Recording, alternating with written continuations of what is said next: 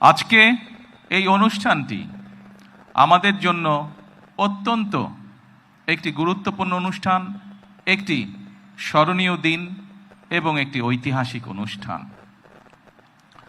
প্রথমেই আমি আল্লাহ রাব্বুল আলামিনের দরবারে হাজারো শুকরিয়া, লক্ষ কোটি শুকরিয়া আমি আদায় করছি।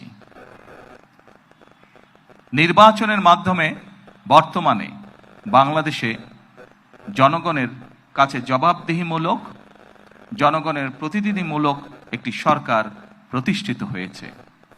এই সরকারকে এই দেশের মানুষ নির্বাচিত করেছেন।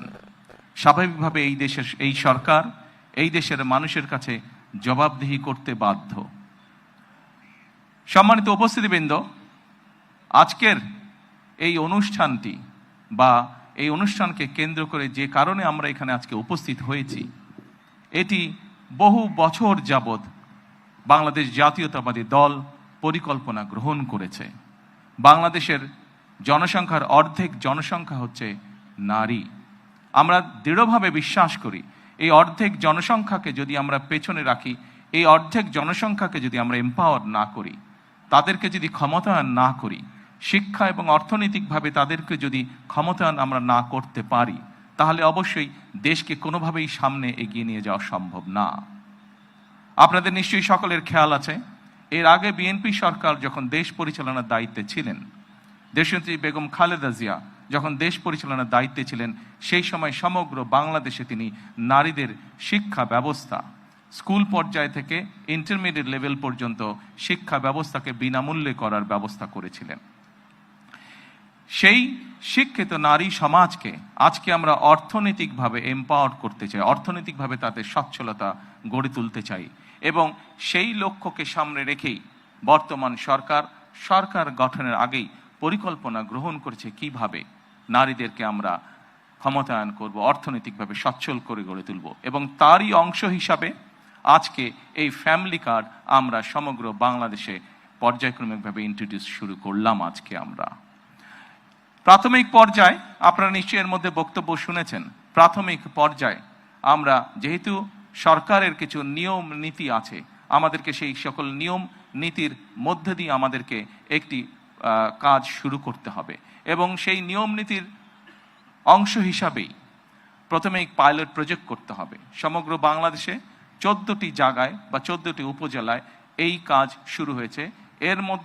এর ভেতরে এই মুহূর্তে প্রায় 37,000 নারী অংশগ্রহণ করছেন। আমাদের এই কড়াইল এলাকা, ভাসান্ট এলাকা এবং সাততলা, এই 3টি এলাকায় প্রায় 15,000 নারীকে এই কার্ডের সুবিধার আওতায় আজকে নিয়ে আসা হয়েছে। ইনশাল্লাহ আমি দৃঢ়ভাবে বিশ্বাস করি আমার সরকার পর্যায়ক্রমিকভাবে বাংলাদেশে যে 4 কোটি পরিবার রয়েছে, সেই 4 কোটি পরিবারের যারা নারী প্রধান, তাদের কাছে আগামী 5 বছরের মধ্যে ইনশাল্লাহ পর্যায়ক্রমিকভাবে সকলের কাছে আমরা এই ফ্যামিলি কার্ড নিয়ে যেতে সক্ষম হব ইনশাল্লাহ। সম্মানিত সকল উপস্থিতিবৃন্দ, আমি আমার বক্তব্যের প্রথমেই বলেছি যে আমরা একটি দায়িত্বশীল সরকারের ভূমিকা পালন করতে চাই, যেই সরকার জনগণের জন্য কাজ করবে, যেই সরকার কাজ করবে দেশের জন্য। আমরা জনগণের কাছে জবাবদিহি থাকতে চাই, এবং তারই একটি অংশ হিসাবে আমাদের দল, বাংলাদেশ জাতীয়তাবাদী দল, নির্বাচনের পূর্বে আমরা বাংলাদেশের মানুষের কাছে প্রতিশ্রুতি দিয়েছিলাম, বাংলাদেশের নারী সমাজের কাছে প্রতিশ্রুতি দিয়েছিলাম যে বিএনপি সরকার গঠন করতে সক্ষম হলে আমরা এই ফ্যামিলি কার্ডের কাজ শুরু করব। আপনারা নিশ্চয়ই খেয়াল করেছেন, আমরা আল্লাহর রহমতে বাংলাদেশের মানুষের সমর্থন নিয়ে বিগত নির্বাচনে সরকার গঠন করার 1 মাসেরও কম সময়ের মধ্যে আমরা আমাদের এই প্রতিশ্রুতি, জনগণের কাছে দেওয়া প্রতিশ্রুতির কাজ আমরা শুরু করেছি। এবং শুধু এই প্রতিশ্রুতি নয়, আমরা আরও কিছু প্রতিশ্রুতি করেছিলাম, তার মধ্যে যেগুলো আমাদের প্রায়োরিটি প্রয়োজন ছিল, তার মধ্যে আরেকটি আছে কৃষক কার্ড।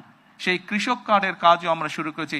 ইনশাআল্লাহ ঠিক আজকের এই অনুষ্ঠানে আমরা যেভাবে 37,000 মানুষের কাছে, 37,000 নারীর কাছে আমরা ফ্যামিলি কার্ড তুলে দিতে সক্ষম হয়েছি, ঠিক একইভাবে আগামী মাসের মধ্যে আগামী মাসের ভেতরে আমরা কৃষক ভাইদের কাছেও, বহু কৃষক ভাইদের কাছে আমরা কৃষক কার্ড তুলে দিতে সক্ষম হব ইনশাআল্লাহ।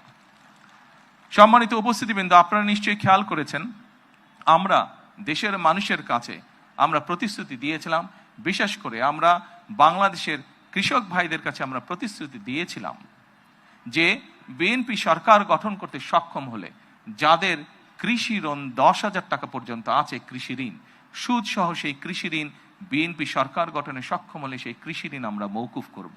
আল্লাহর রহমতে আমরা গত সপ্তাহে সেই 10,000 টাকা পর্যন্ত কৃষি ঋণ মওকুফ সরকারের পক্ষ থেকে করে দেওয়া হয়েছে সুদ সহ। এইভাবে একে একে আমরা জনগণের কাছে দেওয়া প্রতিশ্রুতিগুলো, যেই প্রতিশ্রুতিগুলো পূরণের মাধ্যমে জনগণের ভাগ্যের পরিবর্তন হবে, যেই প্রতিশ্রুতিগুলি পূরণের মাধ্যমে, একটি সরকারের প্রতিশ্রুতি পূরণের মাধ্যমে দেশের ভাগ্যের পরিবর্তন হবে, জনগণের ভাগ্যের উন্নয়ন ঘটবে, সেই প্রতিশ্রুতিগুলো আমরা ধীরে ধীরে পর্যায়ক্রমিকভাবে যে কোনো মূল্যে পূরণের চেষ্টা করব। আজকে এই ফ্যামিলি কার্ড ব্যক্তিগতভাবে আমার জন্য আজকের দিনটি খুবই ইমোশনাল।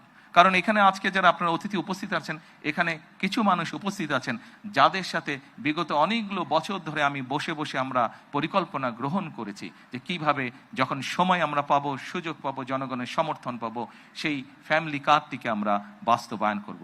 আল্লাহ তাআলা রব্বুল আলামিনের রহমতে আজকে আমাদের সেই দিনটি উপস্থিত, যেই দিনে আমরা আমাদের এই প্রতিশ্রুতি রক্ষা করতে সক্ষম হয়েছি। সেজন্যই আজকে আমার জন্য যেমন একটি ইমোশনাল দিন, আমি মনে করি আমার সরকার এবং আমার দল বাংলাদেশ জাতীয়তাবাদী দলের জন্য একটি ঐতিহাসিক এবং একটি ইমোশনাল দিন আজকে।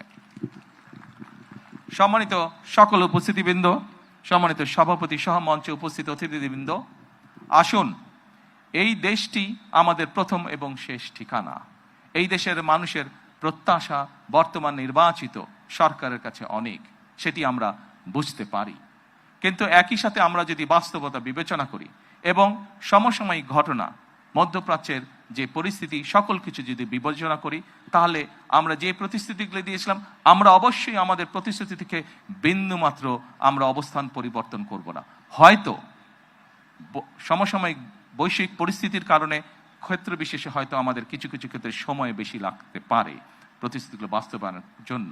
সেজন্যই আজকে আমি সকলকে অনুরোধ করব, এখানে যে সকল এলাকাবাসী উপস্থিত আছেন, আপনাদের মাধ্যমে সমগ্র দেশবাসী যে সকল উপস্থিত আছেন, আপনাদের মাধ্যমে সমগ্র দেশবাসীকে এবং মিডিয়ার মাধ্যমে সমগ্র দেশবাসীকে আমি অনুরোধ করব যে আসুন আমরা ধৈর্যের সাথে সমগ্র পরিস্থিতি মোকাবেলা করি, আমরা ধৈর্যের সাথে সুন্দরভাবে আমাদের এই দেশটিকে গড়ে তুলি। সম্মানিত সকল অতিথিবৃন্দ, আমি নির্বাচনের সময় একটি কথা প্রায় বলতাম, প্রত্যেকটি নির্বাচনী জনসভায় আমি একটি কথা আমার বক্তব্যের শেষে আমি তুলে ধরতাম। সেই কথাটি ছোট্ট একটি স্লোগানের মতন, আপনাদের সকলের কম বেশি জানা আছে, সমগ্র বাংলাদেশের মানুষের কাছে স্লোগানটি পৌঁছে গেছে। আজকে সেই স্লোগানটি দিয়ে আমি আমার বক্তব্য শেষ করতে চাই। সেই স্লোগানটি ছিল, করব কাজ, গড়ব দেশ, সবার আগে বাংলাদেশ।